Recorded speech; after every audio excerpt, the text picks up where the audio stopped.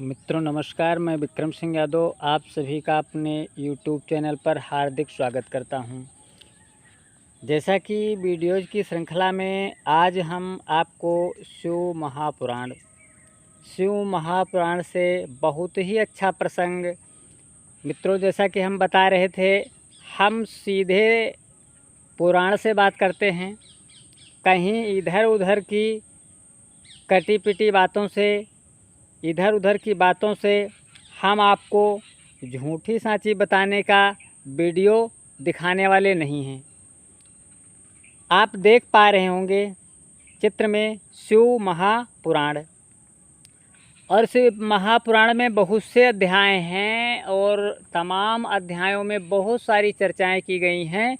लेकिन हर कोई इंसान चाहता है कि हमें सच्ची बात मिले, और सच्ची बात किस पुस्तक में मिलेगी? शायद पुराण से बढ़कर तो कोई सच्ची पुस्तक हो नहीं सकती। शिव जी की महिमा का महीना सावन चल रहा है और आज तीसरा सोमवार भी है। इस अवसर पर हम आपको बताना चाहेंगे कि जो प्रसंग और जो अध्याय हमारे बीच में है, आखिरकार में उसका विशेष महत्व क्या है और इस प्रसंग में कौन सी बात बताई गई है। मित्रों, इस प्रसंग में यही बात बताई गई है कि शिव जी सर्व संपन्न है और उनसे बड़ा अन्य कोई देवता नहीं है। शायद काल से भी बढ़कर शिव जी इस महापुराण के अनुसार बताए गए हैं। आइए मैं अपनी गाथा को न सुना करके आपको सीधे से किताब पर ले चलता हूँ। यहाँ पे आप देख पा रहे हैं शिव महापुराण पेज नंबर 700 शिव महापुराण का जो प्रसंग है आज का, वो है 7वां अध्याय काल महत्व। जैसा कि स्पष्ट आप लोग पढ़ पा रहे होंगे, आइए पढ़ के भी सुनाता हूँ। तब मुनि बोले, तब क्या काल ही से सब उत्पन्न होते हैं? और काल का नाश कभी नहीं होता। जब समस्त विश्व का समाहित होना, फिर उत्पन्न होना और फिर इस उत्पत्ति का प्रलय होना चक्रवत है, तथा जिसमें ब्रह्मा विष्णु महेश तथा अन्य देवता भी जिस नियम को टाल नहीं सकते, और जो काल भूत भविष्य और वर्तमान का भी विभाग कर प्रजा को जरोग्रस्त करता है, क्या वह इतना स्वच्छंद है, इतनी भयंकरता का व्यवहार करता है? हे भगवान, कहिए वो काल कौन सी वस्तु है? वो किसके बस में है और कौन इसके बस में नहीं है?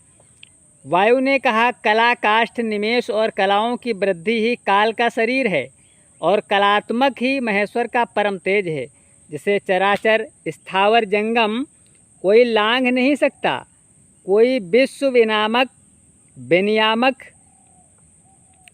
ईश्वर का वही बल है जिसकी अंशमयी शक्ति उस कालात्मक महत्व से निकलकर इसी प्रकार उसमें प्रविष्ट हो गई है, जैसे लोहे में अग्नि प्रविष्ट हो जाती है। इस कारण काल के बस में संसार, और काल शंकर को छोड़ किसी के बस में नहीं है, क्योंकि शिव जी काल के बस में नहीं है। उस काल में शिव जी का ही तेज समाया हुआ है। काल मर्यादा को मिटा नहीं सकता, क्योंकि महत से भी परे है। चाहे कोई कैसी भी बुद्धिमानी क्यों ना करे, परंतु काल को अन्यथा नहीं कर सकता। काल कर्म कोई मिटा नहीं सकता। कोई इंद्रिय जीत भले ही हो जाए, आयुर्वेद और रसायन का ज्ञाता वैद्य भले ही हो तो हो जाए, परंतु मृत्यु को नहीं हटा सकता, क्योंकि काल दुरतिक्रम है। लक्ष्मी रूप और शील आज से भी उसका विचार नहीं हो सकता, क्योंकि वह बलात् कुछ और ही करता है। अप्रिय, प्रिय, ऐसी सभी चिंतनीय वस्तुओं का संयोग वियोग कराने वाला वही है। किसी को सुखी और दुखी करना ये काल का ही भाव है और उसकी गति को कोई नहीं जानता।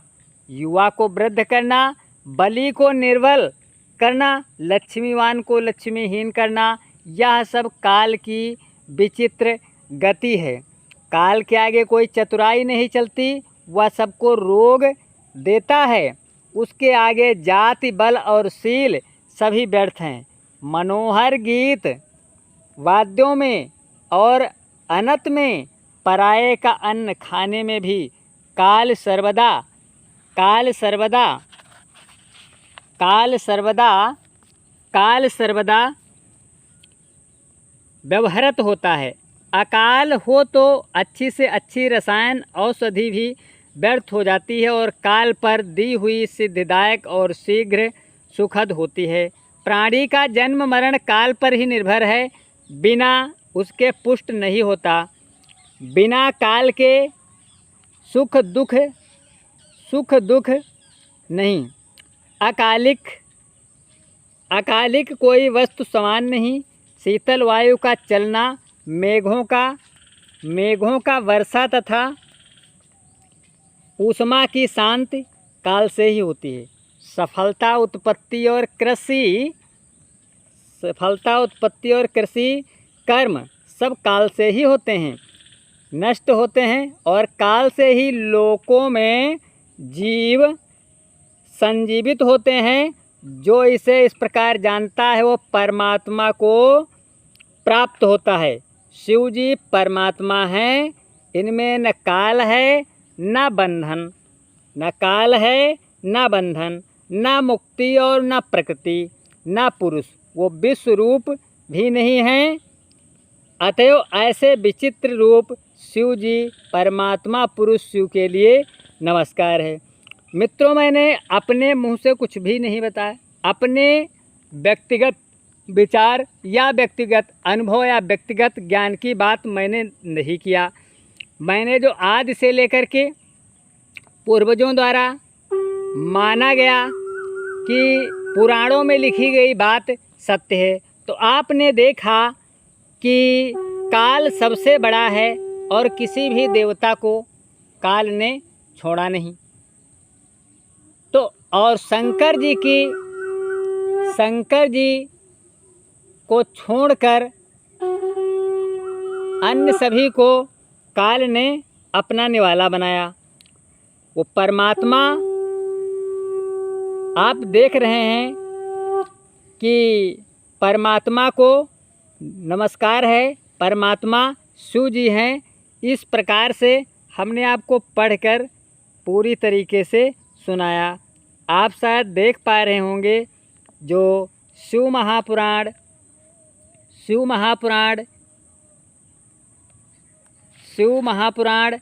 के पेज नंबर 702 पर इस अध्याय का समापन हुआ है। जो अध्याय 700 से, जो पेज नंबर 700 से प्रारंभ हुआ था, जिसका मूल टाइटल था, शीर्षक था काल महत्व। मित्रों, इसमें यही बताया गया कि शिव जी सर्वशक्तिमान हैं और काल पर अगर किसी ने विजय पाया तो शिव जी ने ही पाया। अतएव हम यही कहना चाहेंगे कि जब काफ़ी संख्या में, काफ़ी मतों के अनुसार लोग इस महीने में श्री शिव जी की आराधना और पूजा करते हैं, तो यदि पुराणों की बात सत्य है तो ऐसे में शिव जी की पूजा और आराधना करना चाहिए। उनके पूजा आराधना करने से शायद कल्याण होगा और लोगों के कष्ट मिटेंगे। बस आज के वीडियो में इतना ही।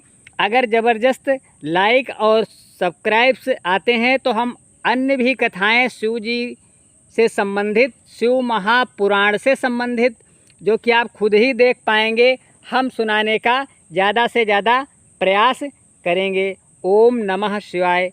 ओम नमः शिवाय। जय हिंद, जय भारत।